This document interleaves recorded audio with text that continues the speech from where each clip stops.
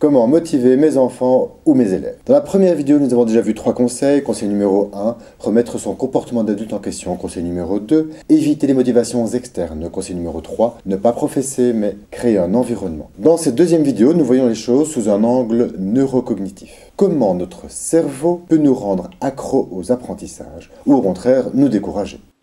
SM ne veut pas dire sadomaso, mais bien système de motivation. Nous avons un fabuleux système de motivation chimique de notre cerveau. Notre cerveau opère selon 3 systèmes de motivation. Le premier, SM1, nous conforte dans notre sécurité. Par exemple, lorsque j'ai l'habitude de voir des étoiles dans le ciel, je crois que je sais, et je suis motivé par mon confort. Mais pour apprendre, il faut en sortir, aller vers l'inconnu. C'est le deuxième système de motivation, SM2, qui correspond à notre motivation interne d'apprendre. Reprenons l'exemple de nos étoiles. En ordonnée, le niveau de confort. Au début, je suis neutre. Il fait nuit, je vois des étoiles, tout est normal, le temps avance. Puis, soudain, une étoile bouge. Oui, j'ai jamais vu cela, c'est pas normal. Mon cerveau est bâti pour repérer ce genre d'anomalie, c'est inconfortable. Mon ego en prend un coup, je me sens mal, car je ne comprends pas. C'est à ce moment que j'ai besoin de sécurité. Alors, petit interlude pour les profs vicelards. Si vous voulez tuer toute motivation, c'est le moment rêvé pour faire une interro-surprise. Pour sortir de cet inconfort, je vais faire des efforts. Sors de cet inconfort, bouge ton huc et fais des efforts. Retenez bien ce mot effort. Mobilisation volontaire de forces intellectuelles pour vaincre une résistance. Alors je cherche, je questionne mes amis, je consulte le sorcier du village. Puis finalement, je comprends que ce n'est pas une étoile, mais la lumière d'un avion qui se déplace dans le ciel. J'ai trouvé Eureka. À ce moment précis, notre cerveau est content. Mais qu'est-ce qu'il se sent bien? Nous sommes en SM2, le deuxième système de motivation. Je sais que je sais. Comme c'est important d'apprendre de nouvelles choses pour survivre dans la jungle, notre cerveau libère de l'endorphine. C'est notre récompense chimique. C'est sa manière de nous dire, si tu fais des efforts pour apprendre, tu auras ta dose. Après un temps, l'endorphine s'en va et on oublie notre nouvelle découverte. On retourne au point neutre. Le bon élève alterne entre SM1 et SM2.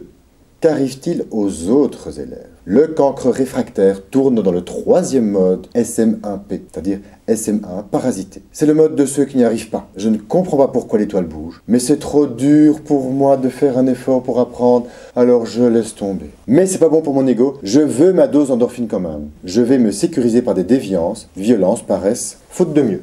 Donc, si je ne suis pas capable de faire un effort aussi longtemps, je vais arrêter d'essayer de faire cet effort. Je vais revenir en situation de sécurité. Mais comme je veux tout de même ma dose d'endorphine, je vais, par exemple, rabaisser quelqu'un pour flatter mon ego. Et temporairement, j'aurai un petit peu d'endorphine ici, SM1 parasité. Donc c'est très important de ne pas parasiter la motivation intrinsèque de vos élèves. Par exemple, lorsque vous leur donnez de l'argent parce qu'ils ont un bon bulletin, vous les amenez plutôt sur la courbe rouge que sur la courbe noire qui est vertueuse. La grande différence entre les deux courbes, c'est qu'avec la courbe rouge, je n'ai rien appris. Je n'ai pas fait d'effort assez longtemps que pour pouvoir apprendre, trouver que l'étoile qui bouge est un avion. Donc la durée selon laquelle je suis prêt à faire un effort est essentiel. C'est un indicateur de ma capacité d'apprendre. Au plus elle est longue, au plus je vais être motivé par un objectif lointain. Alors cette courbe de déstabilisation cognitive est très bien expliquée dans ce livre par un neuroscientifique, Daniel Favre. Comment remettre un élève sorti de sa motivation vers un circuit SM1, SM2? C'est ce que nous verrons dans la prochaine vidéo. En attendant, voici le conseil numéro 4. Expliquer ces mécanismes aux élèves, cela leur permet de comprendre qu'il n'y a pas de fatalité, qu'ils peuvent remuscler leur cerveau et changer. Par exemple, à l'école du dialogue, on ne s'en prive pas. Les élèves ont des cours de neurosciences pour bien comprendre tout cela. Il explique aux enseignants de passage qui viennent apprendre à transformer leur classe. Pour vous, expliquer ces mécanismes à vos enfants ou vos élèves peut être aussi simple que de partager cette vidéo avec eux.